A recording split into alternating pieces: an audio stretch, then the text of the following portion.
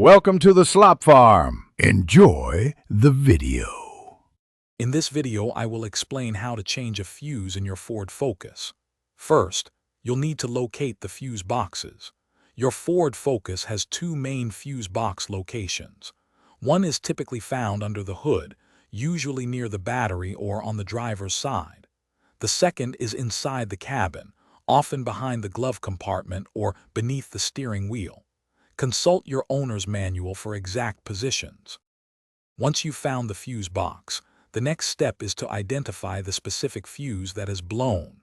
Your owner's manual, or the diagram on the fuse box cover, will show which fuse corresponds to which component.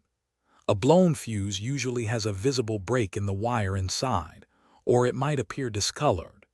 Use the plastic fuse puller, often found in the fuse box, to carefully remove fuses for inspection. With the blown fuse identified, it's time for replacement. Use the fuse puller to carefully extract the faulty fuse straight out of its slot.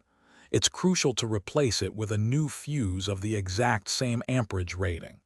This rating is usually printed on the fuse itself and indicated by its color. Insert the new fuse firmly into the empty slot until it clicks securely into place. After replacing the fuse, test the electrical component that was previously not working. If it now functions correctly, you've successfully changed the fuse.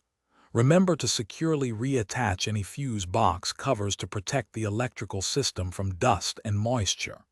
It's always a good idea to keep a small assortment of spare fuses in your glove compartment for quick repairs on the go. Thanks for watching. Consider subscribing if we helped you today.